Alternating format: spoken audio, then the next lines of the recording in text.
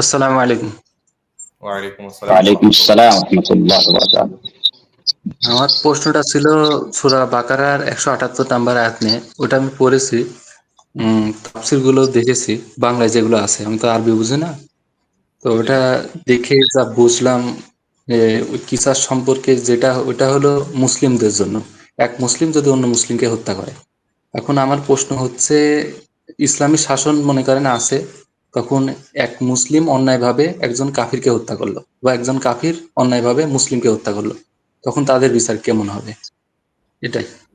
জি, প্রথম কথা হলো যে আমাদের শরীয়তে যদি আপনি মন্থন করেন, জি জি আমাদের শরীয়তের আমাদের শরীয়তের পাঁচটি এমন একটি জিনিস রয়েছে যেগুলোকে বলা হয় জরুরিয়াত।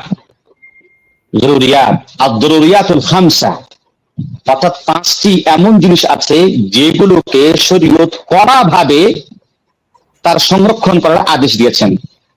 তার মধ্যে একটা হলো হেফজুল নাফস। হেফজুল নাফস মানে হলো আত্মার সংরক্ষণতা।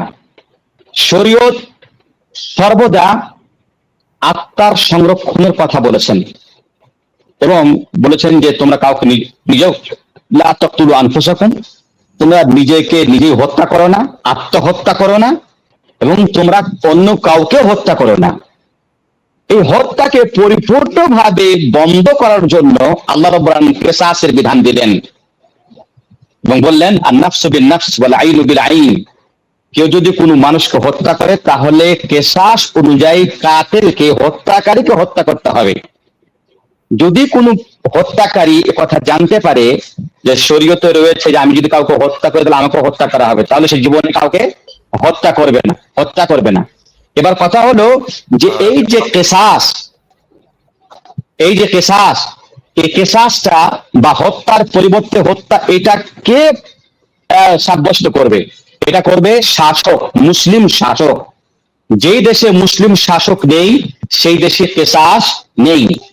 এবার দ্বিতীয় কথা হলো, যদি কোনো মুসলিম কোনো কাফেরকে হত্যা করে দেয় বিনা কোনো অপরাধে, তো আল্লাহ পাক বললেন যে মান কাতালা নাফসান বিগাইরি নাফসিন ফাকান্নামা কাতালান নাসা জামিআ।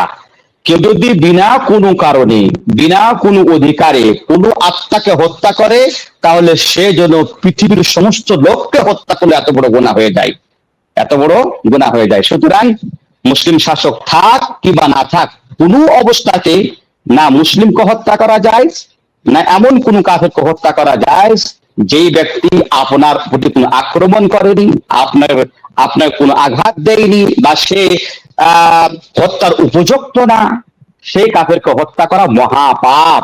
আল্লাহ রাব্বুল আলামিন যেন আমাদেরকে এই সব থেকে বাঁচিয়ে রাখেন, মাহফুজ রাখেন এবং শান্তিময় জীবন কাটার তৌফিক দান করেন। জি।